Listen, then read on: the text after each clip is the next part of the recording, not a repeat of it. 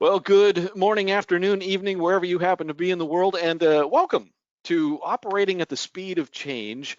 Four things every business should be doing right now. We know that not only is cultural change coming at us more quickly than at any time in history, but if you're like me, you didn't exactly spend 2020, the beginning of 2020 with COVID-19 as part of your plan, right? But here's the good news. The right approach will help you not only deal with the unexpected, but save time, reduce pushback, accelerate time to result. And today we're going to do that and accelerate the time for you to get to make the most of this particular time with Ms. Debbie Arbini. My name is Roger Corville at thevirtualpresenter.com, and if there is anything you need, I'm going to be behind the scenes, and you know how this works. And Debbie will introduce the tools of the trade as we roll. So let me introduce her. Debbie Arbini is the founder and Chief Change Officer of Iceberg Consulting Services, and they help organizations who want a holistic approach to change, partnering with your technical and project teams to deliver on your change management and technology adoption goals. And unlike approaches that silo knowledge and stunt communication, Debbie brings her nearly 2 decades of experience to bear, including an experience of building an adoption and change practice from the ground up based on 10 essential and proven success factors that focus on the people side of change, an important thing. Debbie's a recurring speaker at Microsoft events such as Inspire and Ignite and Ready, and she brings it all to you wherever you happen to be from Iceberg's world headquarters here in Portland, Oregon. Welcome to the stage, Debbie. Awesome. Thanks, Roger. Thanks, everyone, for joining today. I know everyone is super busy, so appreciate you taking a few minutes to spend some time with us. As I like to say, yep, I live in Portland, Oregon, and I work from anywhere, right? Because these days you kind of have to be a little bit more flexible in how you get things done. So again, as Roger mentioned, the webinar is called Operating at the Speed of Change because we know that so much is changing at once. So what I want to take you through today is talk about the speed of change, right? How fast things are changing, what is changing, how it impacts your business. I'm going to share with you some tips, things that I've learned. Now, I've been doing this for almost 20 years, and I will tell you, I still learn every single day, right? Change is unpredictable, but want to share some tips and insights of things that I've learned over the years that you can then take forward with you today as you go back to your day-to-day jobs. And then really important, the last thing I want to share with you is I like to call them the curveballs, right? The change that we're not prepared for, right? Who can raise their hand and say, yep, we were adequately prepared for COVID-19, moving our entire operations, for everyone to work from home, right? So how do you deal with that? How do you plan ahead for future changes like that so that you're more ready as you move forward? So the first thing I want to do is start with what does the speed of change really mean for you and for your business? Now, before I do that, we're going to ask some polls today. So I'm going to go ahead and post a quick poll. And I want to understand, how would you describe your organization's change mindset? Now, this is not from an end user perspective of, oh, we're laggards or early adopters. This is more about your top down, right? Are you pretty conservative where if it's not broken, don't fix it? Our leaders have been around for a long time. Or are you the opposite end of the spectrum where you're really progressive and you're thinking, wow, we need to always keep up. We're always looking for the next latest and greatest thing. I actually asked this to a company I worked with recently, and they said we're almost too progressive because we change too much and we change too fast that people can't keep up, which is, that's another, right? So there's no one right answer here. It's just really understanding what is your mindset? What is your organization's, not yours, but your top down, your decision makers mindset, or you're somewhere in the middle. Oh, so it looks like we have, okay, no one is saying they're super conservative so far. Oh, there we go. One person just said as soon as I said that. Right now, most of you are actually saying you're pretty progressive, and about 20% are sitting there in the middle somewhere. Awesome. Well, thank you so much for sharing that. It gives me some insights into some kind of directions I might take the conversation as we go forward. All right. So let's talk about, as we get started, what do we know for sure? I kind of feel like just the fact that everyone's been sitting in their houses for the last, 2 months, 2 years now, it feels like everything is both standing still and really moving really fast at the same time.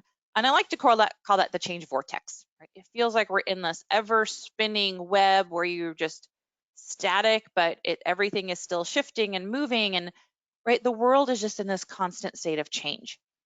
And sometimes it's change that we choose to do, right? Both in our personal lives and professional lives, right? We choose to get healthy and lose weight and change our diet, or, in organizations, we choose to allow people to work from home, right? It's changes that you make, but sometimes it's change that chooses us, right? Like COVID-19, or, the hurricane that, and I lived in Florida for 5 years. You always had to be prepared for that hurricane that might throw us a curveball. So sometimes we choose the changes we want to make, and sometimes it chooses us. But either way, how you adapt to that change, how you navigate the change, how you get through the change is really what's going to inform whether or not you're successful. So there's three pieces to the speed of change that I want to take us through. The first one is innovation, right? Technology innovation. And if you look at the graph on the right, many of you probably heard the term fourth industrial revolution, which is what we're in right now. So the first industrial revolution happened, way back in the 1700s, right? The steam engine. And if you look at the date gap, it was 86 years between the first and the second revolution. So our brains, our human, mentality to adapt had 86 years to do that. The next, we went from assembly lines, into the third revolution, which was the introduction of computers, 99 years, almost 100 years we had to adapt. Today, we're not even measuring in years anymore. Technology is innovating at an unprecedented rate, never seen before, that we're actually measuring change in weeks, months, right? I mean, I think every year there's a new iPhone that comes out. And, I think about credit cards. The other day I was thinking about credit cards, and, it wasn't that long ago, I might be dating myself, but it wasn't that long ago where you had that carbon copy, you put your credit card in and it swipes it back and forth, right? And then it was the credit card swiper, and then it was the chip card, and now it's a tap card, right? I mean, it's just evolving so quickly, and it's happening to everyone, right? It's ubiquitous across the world, across every single industry, but it's a lot to keep up with. And the reality is that technology is evolving so quickly that our human brains just can't keep up, right? The way, it's just harder for us to adapt because our brains need time to process information. Our brains need time to develop new habits. And technology is just taking off like gangbusters, and we're trying to keep up. And Hey, what that Debbie, means, yeah. one comment from Lisa. I just got to interject this on behalf of Lisa. She says, on that, as you were Uh-oh. making the point about the rate of change, Uh-huh. she says, now I get mad when I can't pay with my phone. So Yeah. I Oh my, just thought, yes. Lisa, that was a great comment. Back to you, Debbie. That's awesome. You know what? And Lisa, I'll give you the flip side of that is a true story. One of my friend's moms, and no, she's older, and she did not like the fact that her bank stopped using the paper deposit slips. Like, she could not wrap her brain around the fact that I have to fill out a deposit slip when I make a deposit to my bank. I was like, I can't remember the last time I made a deposit. I can't remember the last time I went to a bank. I told someone this the other day. I moved back to Portland about 10 years ago. I still have my first packet of checks because I don't write checks anymore. Like, who writes paper checks? So yeah, I mean, it's kind of that flip back and forth of, adapting to certain things, but also being like, nope, that's too much for me. But what this means for organizations, right? So it brings us to the second aspect of the speed of change, which is transformation. Because businesses are saying, oh my gosh, there's all this new technology. We have to get and stay ahead of our competition. So we have to go digital, right? We're all familiar with the terms digital transformation and modern workplace, and all these buzzwords and buzz phrases that are out there. And it's really about companies that are just simply trying to kind of keep up with the Joneses, right? And how do they get and stay ahead, right? Think about it this way. If I were to call you and say, hey, I'm going to send you my sales proposal. I'm going to put it on a floppy disk, throw it in the mail. You'll get it in about a week. Right? Who has a floppy disk? Computers, they don't have even CD drives anymore. New computers don't even have USB ports, right? So you have to keep transforming your business um, at the rate that all this technology is innovating.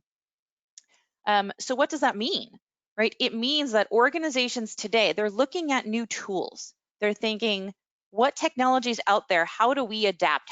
Which technology should we adopt? How do we change our business processes so that we can continue moving forward, right?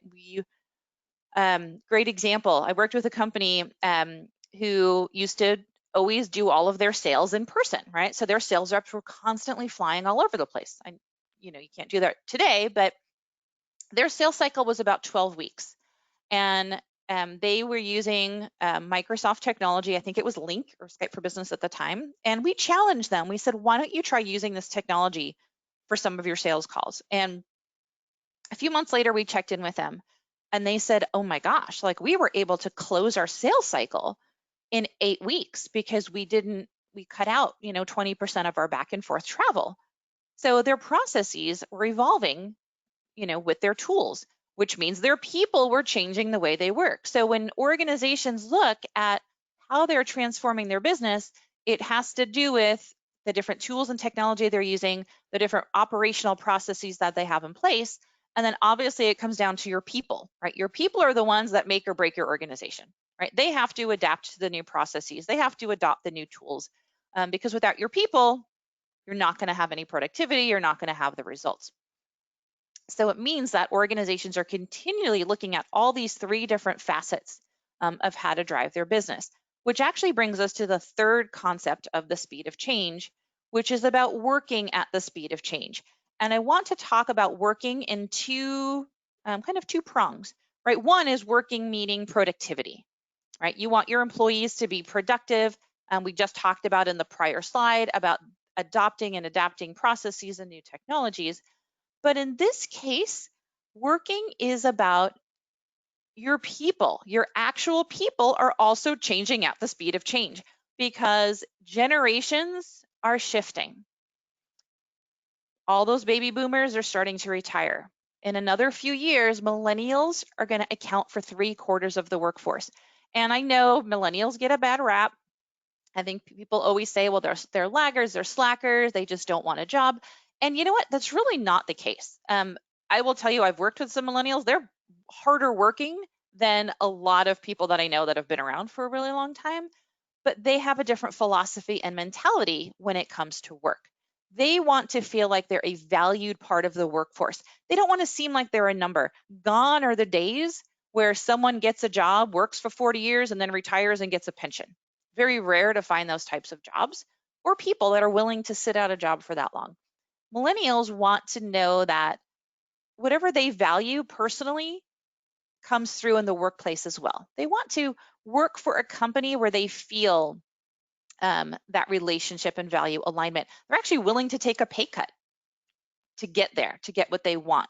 But they also want that flexibility, right? We working remotely, working from anywhere. And what happens, right, as these millennials are not finding that connection with the company, they're moving on. They're going to go find a different company. And when you look at the cost of doing business, it could cost as much as 200% of someone's salary trying to rehire, retrain, re-interview, and get someone new on board, which costs you time, it costs you money, costs you productivity.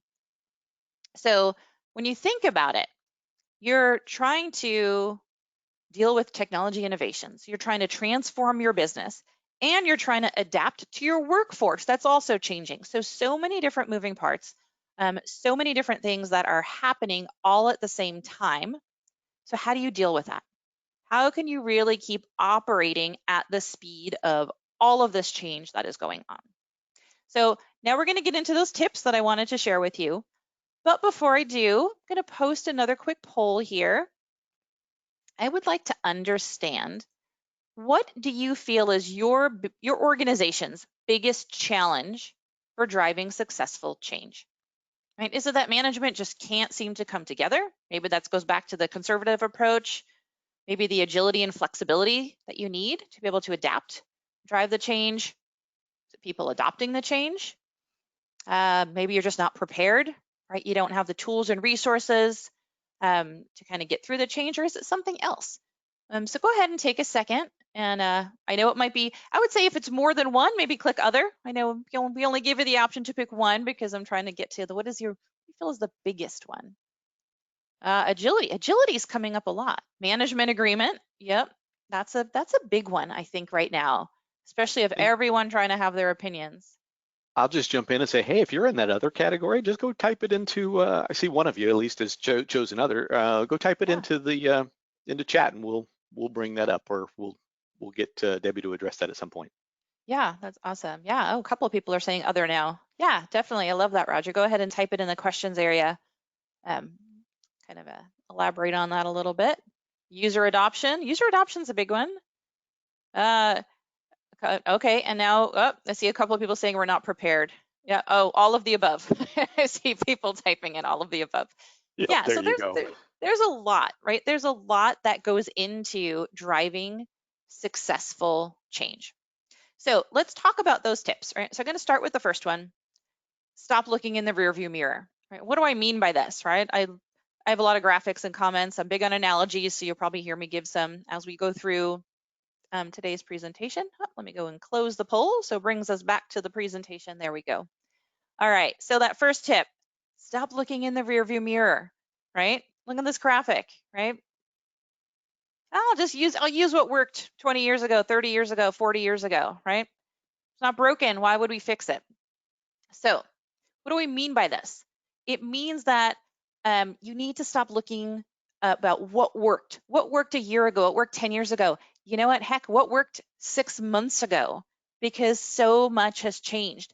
I can't tell you how many companies I talk to right now and their mentality, and I see it in the news, you know, Twitter and Facebook, they're saying, hey, we're going to give people the option to always work from home or give you that flexibility. But I work with a lot of companies that are a lot more conservative. And what they say is, hey, the minute our office doors open, everyone just goes back to the office because that's how we work. We can't be productive when people work remotely. That's just not our business model. And I'm like, well, you know what? They're proving it right now that they can. So when you're looking at moving forward, right, just like you're driving a car, you're not going to keep looking in the rearview mirror about what's behind you. You're going to keep looking at the road ahead. So whatever you do, be authentic to who you are. That's first and foremost the biggest tip here, because I'm not asking you to change what's your vision and what's really authentic and what sets you apart from everyone else.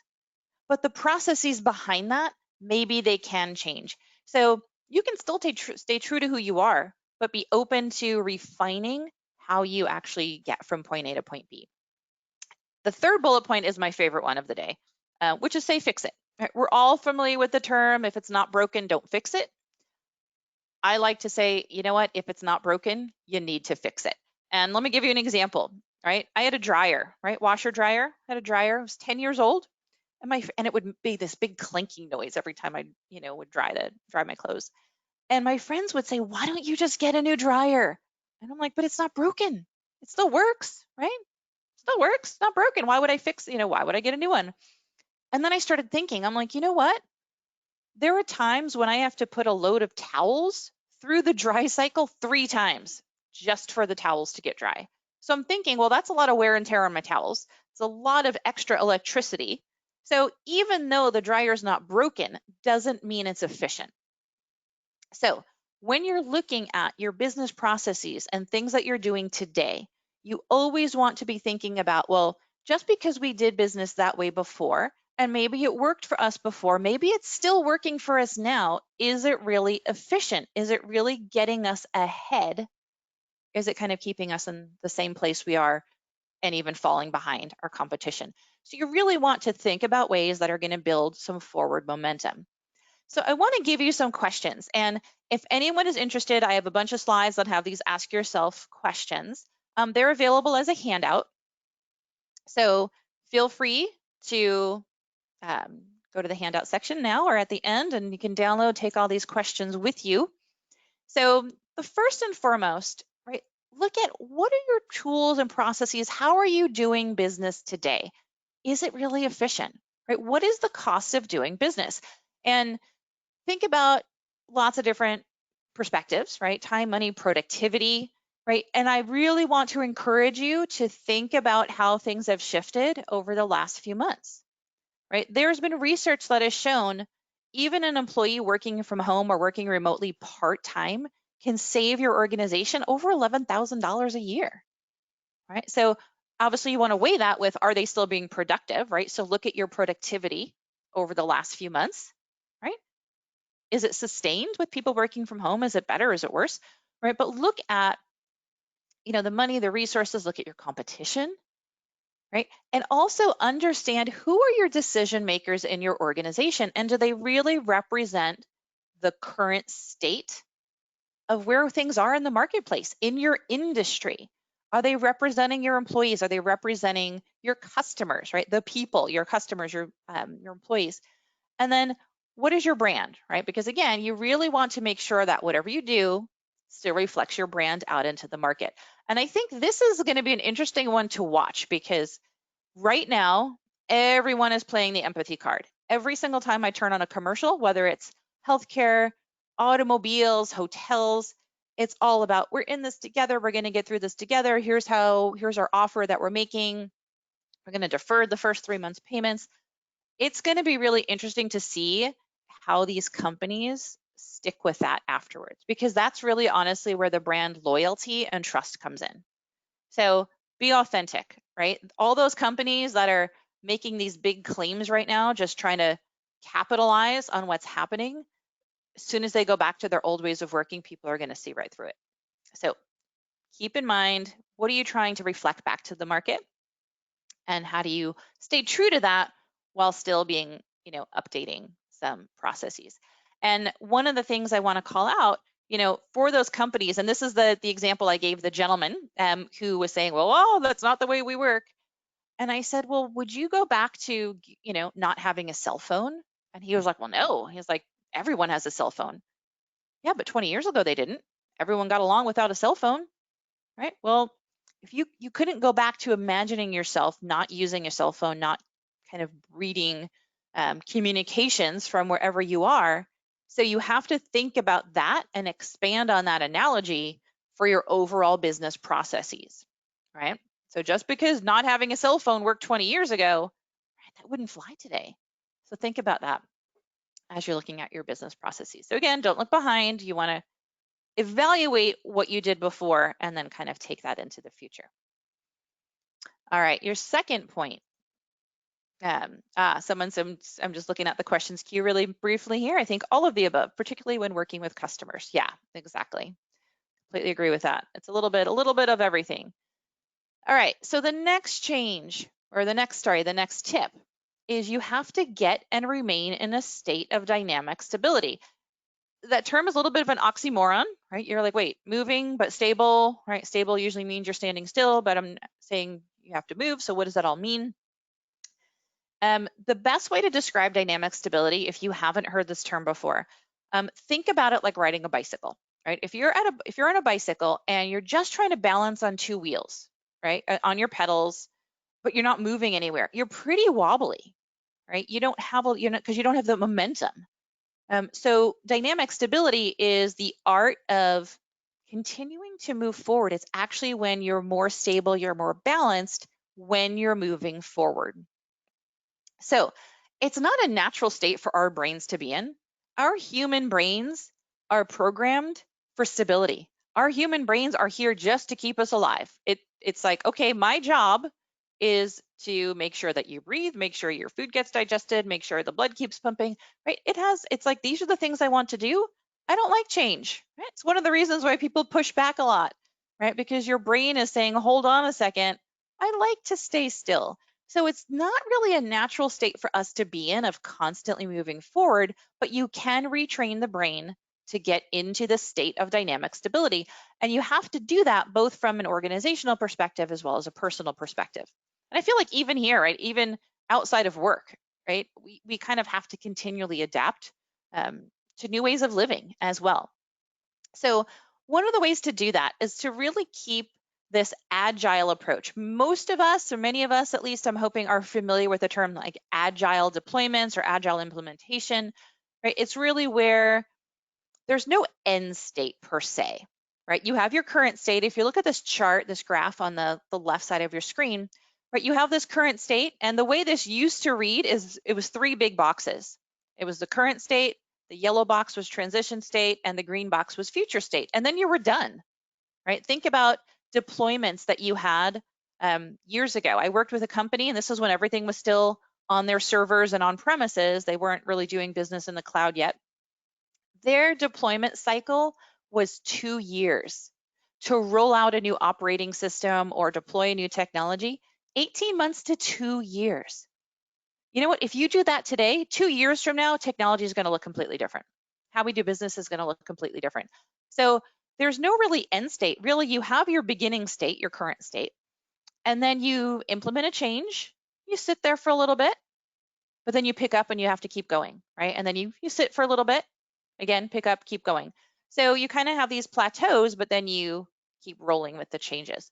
So it's really about moving forward, rethinking those policies, right? Change is now iterative, thinking through what are your current change cycles today, right? You're testing your proofs of concept.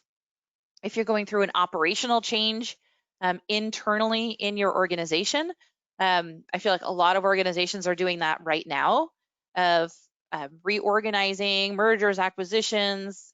Some people are getting bought out because they couldn't sustain, working from home. So there's a lot of change that's happening. And you have to kind of think through, how do we keep those changes going while still maintaining productivity and still sustaining that stability? And one of the ways to do that is I want you to still set those long-term goals, right? The big long-term vision, but think about some short-term gains. Think about things that you can be doing in the interim. So let me give you an example.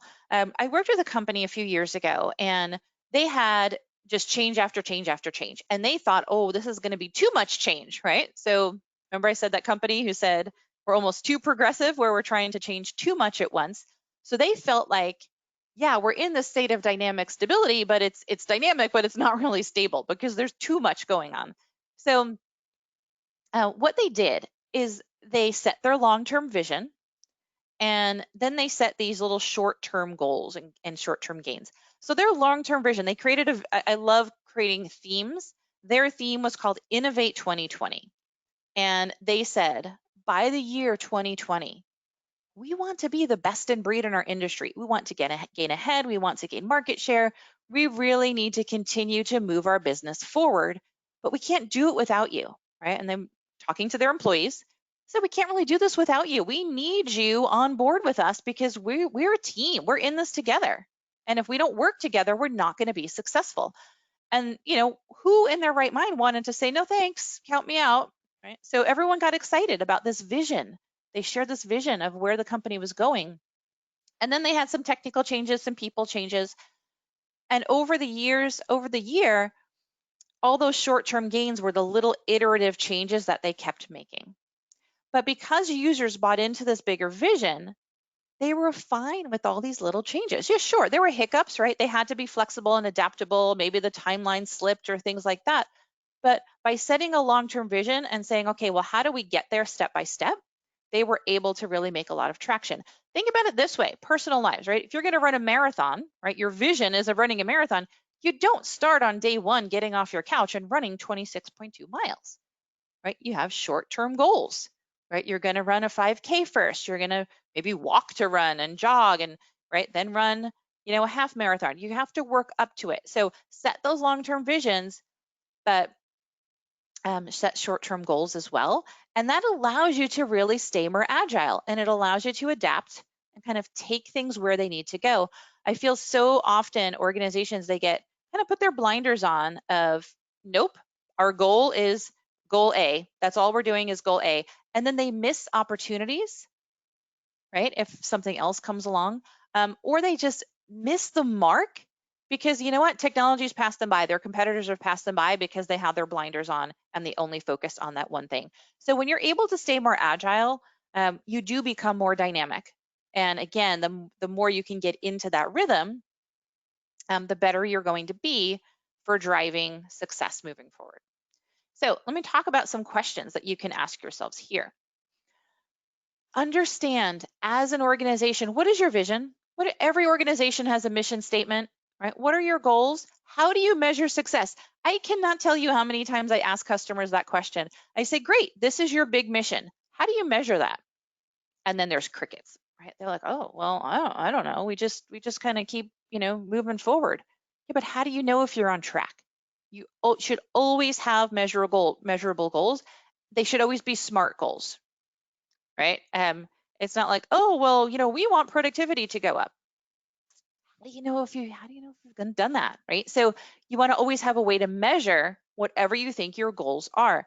And then you have to have a baseline. Well, where are we today in relation to where we want to be? And then you can start defining how you get there, right? And that's, again, that dynamic part of being flexible and adaptable to getting towards your end vision. Think about your change cycles. How long do you usually take to deploy new technologies or onboard new employees or make changes in your organization? What does your employee turnover look like? What would an agile approach look like in your organization, right? How can you shorten those change cycles, make them more iterative? You can put together sprint cycles. Anyone who's worked in kind of more of a technical background, right? You have this sprint where every couple of weeks, right, there's one thing you work on and you move on to the next, you move on to the next. So it never fully ends, but there's always something that's going on. And the more you can get users into that mindset, the more it just becomes the new normal, right? We're all familiar with the term, the new normal. What does that mean, right? To me, the new normal is just being able to quickly adapt to change, right? There's no specific, the new normal is defined as X or the new normal is defined as Y. No, the new normal is being able to adapt to change more quickly, because then you're not going to have those lags in productivity or those downtime trying to figure things out, because you're going to just be able to roll with the punches and go with the flow. So think about what that looks like today, and then start working to define what some of those processes or tools or people change aspects are that you might need to look at.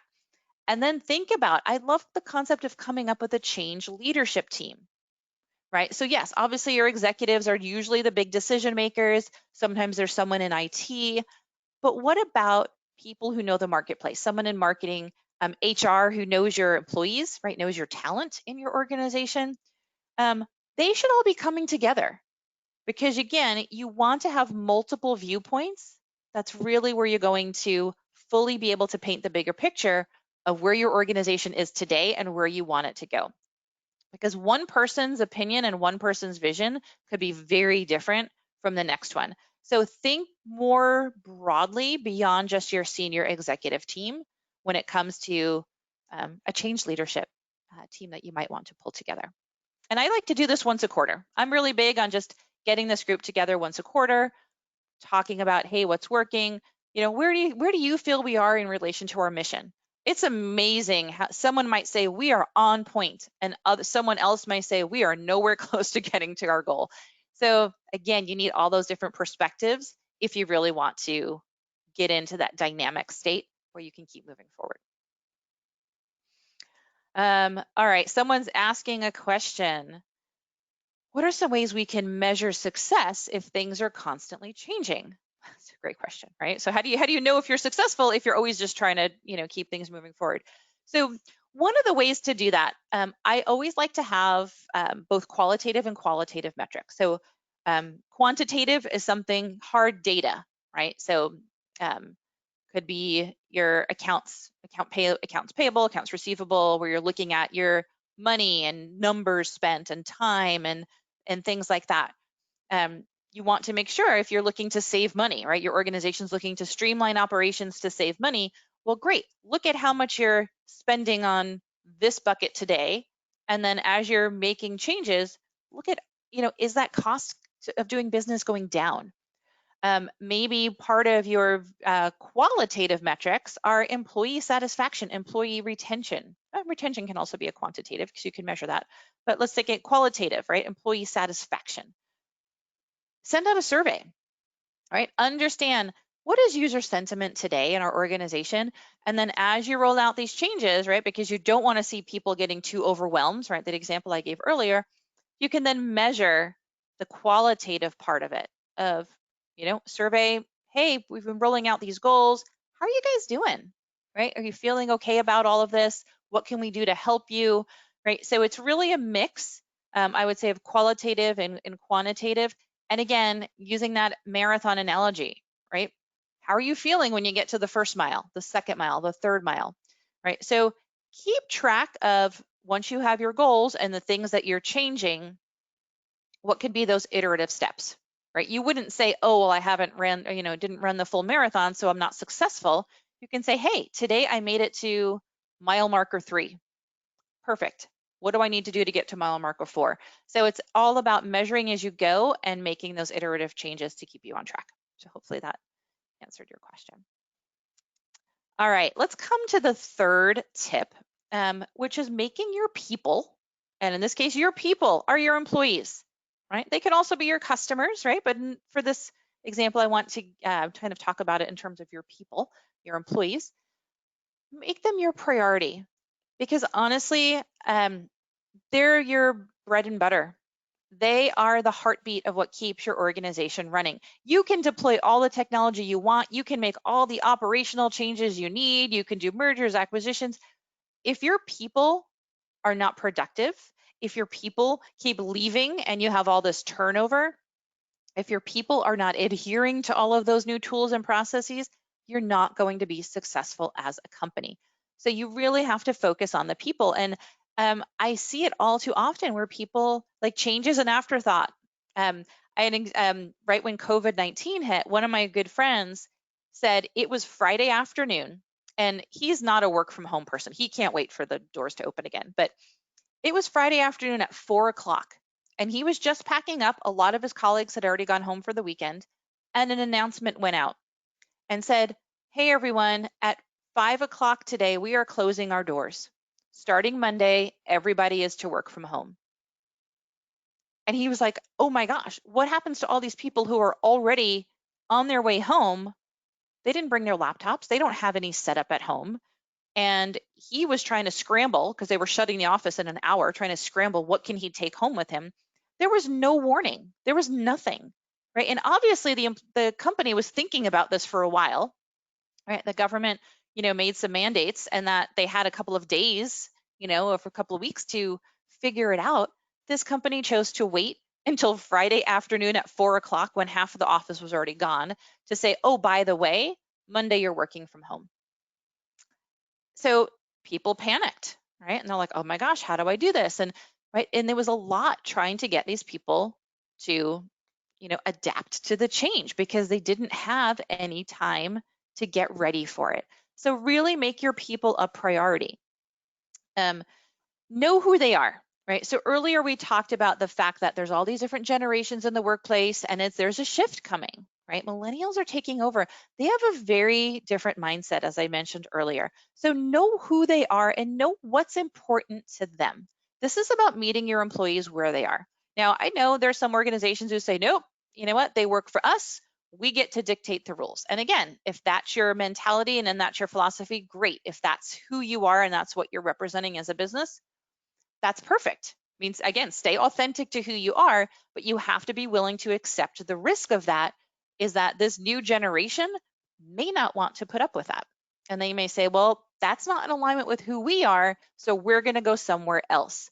So think about the impact of that to your business. And honestly, just getting to know your employees, who they are, how they work, what's important to them, is really going to go a long way. Recognize the human element.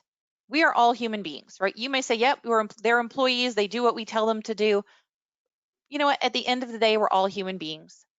And the reality is that by our mid-20s, our human brains have formed neural pathways. We have enough experience under our belts and by our mid-20s that our human brains have formed neural pathways, which is why it makes it hard to break a habit, because we're in our own rhythm. Our brain says, yep, I got this, right? I'm on autopilot. I'm just going to keep going. So it's not to say we can't. It's not to say we can't change, right? People change habits every day, but it takes a little bit more effort, right? And it takes mindful effort, right? So we talk about being in this growth mindset, right? Which is really just a matter of getting our brains to adapt to that continual change and being open to new ideas and open to doing things differently. So again, that's going to take a little bit of effort. And when you can start simply tapping into the fact that your employees are human beings, right? Think about how all of you, everyone on this call, we're all going through this together, right? In a split second, people had to start working from home. Their kids were out of school, so now they're trying to homeschool. Their dogs are barking, right? They're trying to get their home office set up. They can't leave their houses. They can't go socialize. All of that change happened at once. Think about what that did for all, like just the human psyche in general. I was doing this webinar called Mastering the Art of Working from Home, and I used to ask a poll question that said, what are your biggest challenges adapting to this new work from home situation? And 90% of the time, the two biggest responses were fear and isolation. It had nothing to do with work, right? It was all about the personal element. So you really have to make sure you're recognizing when push comes to shove, we are all just human beings. So the more you can communicate and the more you can communicate often, it's going to help people feel like they're part of the change that's being made. They're part of the decision. They know what's going on. They're part of a community, because honestly, in the end, that's really all we want, right? We all want to be part of something bigger and better. So I know that example I gave before about that company waited until the last possible minute. What if they would have communicated that prior Monday and said, hey, everyone, this is going to be our last week in the office. We want to make sure we keep you safe, right? And again, what's in it for the employee? We want to make sure we keep you safe. So over the course of this week, please start taking any personal items home that you want to have home. If there are things you need to set up a home office, if you need a monitor, if you need a keyboard, let us know so that we can get it for you. Think about how much better that would have gone versus Friday afternoon at the end of the workday saying, hey, by the way, you're working from home come Monday morning, right? So when you can communicate early, it really helps bring people along the way. Someone's asking, is there ever a risk of communicating too early? Oh, that's a good question. You know what? I know you're going to love this answer. It depends. Right? It really depends on who your employees are. For me, I say no. I like to build communications in early. It's all about what you're communicating and how you're communicating. The communication doesn't have to be overwhelming, right? Remember that Innovate 2020 example I gave? Their first communications, they weren't asking the employees to do anything. All they wanted to do, their communication was saying, we want to fill you in on where we want to take this company. They were just driving excitement of the change. So they weren't asking anyone to change. They weren't even talking about what was changing. They were just talking about, hey, this is our vision. Here's what we want to do. They were trying to get, that excitement in that community.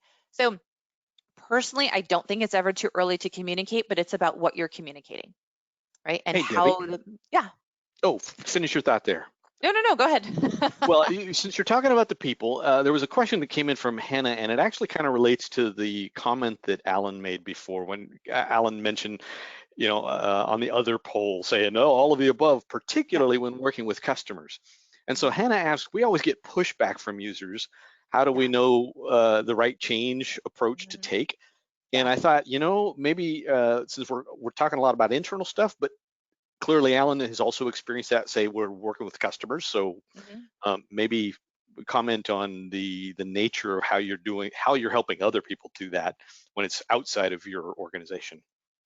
Yeah, it definitely, it's weird. It kind of makes it a little bit, harder, right? Because then it's a little bit harder to know exactly who they are, and you have less control. I feel like when they're your employees, you feel like you have some control over what they do and how they do it, or at least you try to.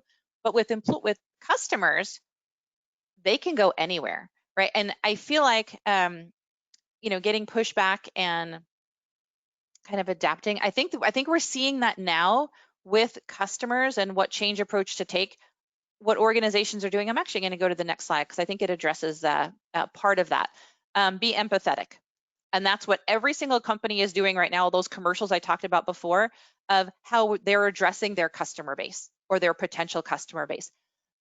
People are emotional decision makers. So when you're thinking about your customers and, hey, we have all this change that's happening to our organization, how do we let the customers know that we're still a stable company, right? We're doing this in their best interest, right? It's all about tapping into the emotional purse strings, right, of the customer. They have to be excited. They have to say, oh, wow, that company seems to be going through a lot of change. Maybe they're not so stable. Maybe we shouldn't do business with them. Communicate why you're doing it, right? Hey, you're doing it, right? We're gonna keep them safe. We want to keep them secure. The second bullet point about WIFM, if anyone's not familiar with that acronym, it's called What's in it for me. Everything you do, whether it's internal or external, should always say what's in it for that target audience. And this is where I see companies miss the mark a lot. So love to hear if you feel like this is your wheelhouse, but I can't tell you how many times I've seen organizations, either if they're talking to customers, they'll do something along the lines of, well, here's our product and here's what we do and here's what we can do for you and this is why you need us, right? That's not what's in it for me. That's all self-centered in my opinion. Right? Same thing with employees. Like, we want you to be more productive. We want to save money. That's not what employees want to hear, right? Employees want to know, like, if you went to the customer and said, right, this is going to help you look 10 years younger. This is, right? That's where you see all those advertisements, is trying to tap into what is that customer thinking, right? Same thing with an employee, right? Hey, we want to give you more flexibility. We know it's really hard right now to balance your work and your home and your school and all of this. So we want to give you the flexibility to do what you need to do. When you do things like that, whether it's for internal or external, I will tell you your target audience is going to go the extra mile to be more productive or give them your business, because they feel like when you really get them and you're really being authentic to who you are. Now, again, said this before, this is going to all come out after COVID-19 and see what these businesses do. I'm super excited and interested to see how they handle all of this beforehand. But I know we only have like 12 minutes left, so I want to keep getting through this. So we're going to get through this. I have one more tip that I'm going to share with you as well. But the one thing you can do is build community, right? Whether it's with your customers, like doing these types of online events, right? Bring your customers together. Whether it's with your employees, you can do things such as, someone had typed in, what are your examples for community before I even got to that bullet point? Do things like, coffee Mondays, coffee chat Monday morning, have everyone go grab the cup of coffee, have your immediate team just do a quick video chat with one another. How are you? How was your weekend? How did it go? What did you do? Things like that. I love to use a tool. Now, not a paid sponsor for this. I just love this tool called Kahoot. So if you're not familiar with it, go check it out. It's a very fun kind of online trivia type of quizzing tool. You can use that. Really helps bring employees together. So there's lots of different ways that you can use your online technology to keep people together. All right. So I want to get through this next set of questions here, and then we're going to jump into that last tip for you. So what you want to ask yourself here, who are your people? Get to know internal and external. What do they really stand for, right? And are they brand loyal to you? And if not, what can you do to drive that loyalty now and then continue that into the future? Your employees, why are they here? Why would they want to work for you? So again, I think a lot of organizations kind of take this inside out, like, well, it's us. Of course people would want to work here. We're the greatest company ever. But think about the outside in, right? Because there's a lot of other opportunities out there. Why would they want to come work for you? What is their mindset, right? Again, you can kind of walk a mile in their shoes. You're going to be able to connect with them even more. You're going to be able to reduce any of that change resistance. You're going to be able to set up that community. it really helps them feel like they're part of something bigger. Because honestly, as human beings, we just want to feel a connection with other people. We want to feel like we're part of a solution, that we're part of something bigger and better. All right. So we're going to get to our last tip, which has to do with how do you plan for all of these unplanned changes. So I have one more polling question I'm going to throw out to everybody really quickly. I want to understand, how well do you feel your organization adapted to the COVID-19 workplace, aka working from home, right? Do you feel like, hey, we rocked it? We were ready to go on day one. Yeah, we did all right. Took us a couple of weeks, or oh my gosh, we're still trying to figure it out. Oh my gosh. Okay, a lot of people saying we're still trying to figure it out. All right, we did okay. It took us a few weeks. You are not alone. Yeah. Oh, so wow. Okay, one person is saying we rocked it. Maybe you can share your tips with us, because someone is saying you knew exactly what to do. Awesome. All right, everyone else is kind of in those second two categories. So thank you for sharing that. I'm going to go ahead and close the polls. Gonna get through the last couple of slides. All right. First thing to know about being fully prepared is that you can never be fully prepared, right? And right, life is like a box of chocolates, change is like a box of chocolates. You never know what's around the corner. But you can be as prepared as you can be. Now, I lived in Florida for 5 years, right? Hurricanes every year. Depending on where you are, you might have tornadoes, natural disasters, whatever that looks like. And you can prepare, right? But you always have to be, ready for that unexpected. And the more you're ready for the unexpected, the more you're actually prepared. So the first thing you can do is build a strong core, right? Think about if you were working out, right? What is the first thing they tell you? Oh, build a strong core, because that's your foundation. That's your for everything, your upper body and lower body. Or if you have a strong core, it's going to get you through everything else. So the way you build a strong core with your business is about creating that trust, creating that dynamic stability where you can really be able to adapt more quickly. And you want to do that. You want to do that with your customers, with your employees, and with how you're operating your business. Really important. Oh my gosh, I can't tell you how much I saw this after COVID-19. I still see it in the news every day. Everyone just pointing fingers and playing the blame game. I thought Joe was going to do that. Well, Mary didn't tell me I needed to do that. Oh, well, I didn't know that was on my plate, right? You're playing kind of this victim card where you're just pointing fingers. That's getting you nowhere, right? So I get it. Emotions are high, but kind of just take a deep breath and know that you're all in this together. It doesn't matter who was supposed to do what. You're saying, here's where we are now. How do we move forward? And also know this is not about kind of capitalizing on whatever this big curveball is. I've seen that too. We've all seen that with COVID-19, right? People hoarding sanitizer and trying to capitalize on that. This is not about capitalizing on your business. It's just about sustaining and maintaining your impact, minimizing your impact, I should say, so that you're able to move forward. So you really want to take a look at all the different potential options in directing this change to resolve it. So one of the things I do in my practice, I also do personal life coaching in addition to business consulting, because to me it's all about the individual, whether it's an organization made up of a lot of individuals or one individual at a time. And I've created this STOP method. And I encourage you to think through this and think if it's something you can implement in your own organization. But the first thing is you want to sit down with, I call it the curveball response team, right? Every organization that has a physical office has an emergency response team, right? Who's that person that's on point if there's a fire, that gets everyone together and knows where the fire exits are, knows first aid, all of that stuff. Have a curveball response team, a change response team, whatever you want to call it. Get those people together as soon as something happens and say, okay, what is it what just happened? What's going on? What do we need to prioritize to make happen? So in this case, right, it was work from home, right, with COVID-19. But think through it. And again, having different perspectives is key, because you don't want to overlook something because you're only getting one person's perspective. And then you have to own it. Write out your action plan, confirm accountability, make sure everybody knows exactly what they're supposed to do, just like you would do an emergency response team, right, in an office. And then you proceed. You're measuring, you're mitigating, right? Again, measuring as you go. I strongly recommend that you put together this team now and conduct a fire drill, right? Every business has a fire drill, right? What would you do if there was a fire? Everyone has to walk down the stairs. So role play. Say, what would we do if, right? Get your curveball response team together and say, what would we do if there was a hurricane, there was a natural disaster, there was another pandemic, or a company had a security breach, whatever that is? What would we do if, outline it, and then just talk through it, think through it. What would we do, right?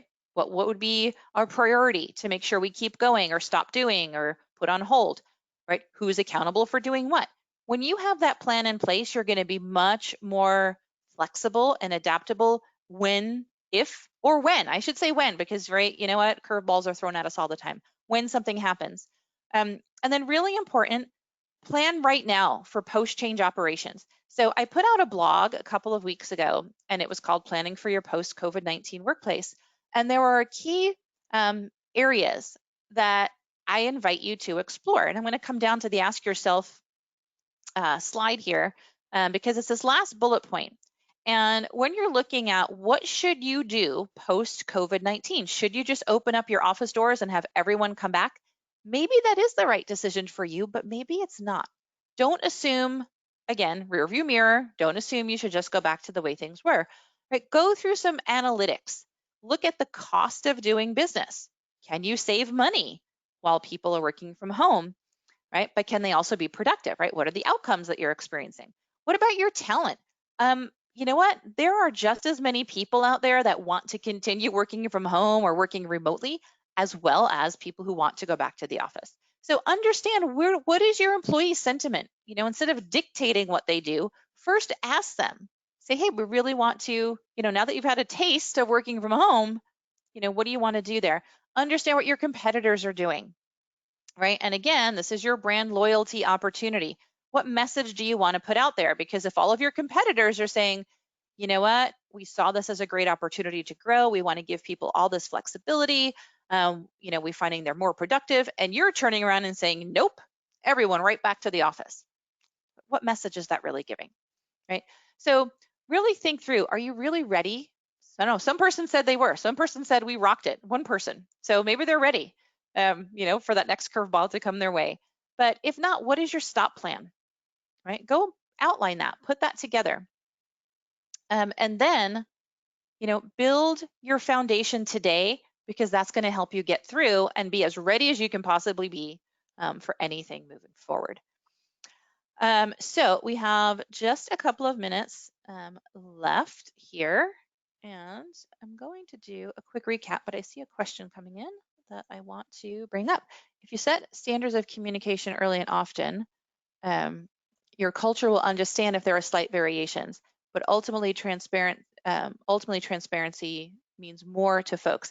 You know, I completely agree, right? And that's, you just hit the nail on the head, right? It's about communicating. It's about how and what you're communicating, right? I feel like people take this push approach where it's like, here's the change and here's what you exactly need to do, versus, you know, let's pull you into the change. Let's make you want to change. And then, yeah, if you have to adapt, people are much more receptive to that when they feel like they were part of the journey, because they get that things shift. And you might communicate up front, here's our intentions.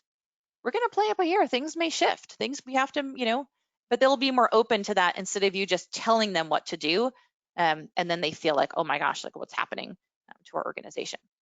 So really just to start wrapping things up, right? We're in this weird change vortex state, right? Where things are just going to continually change.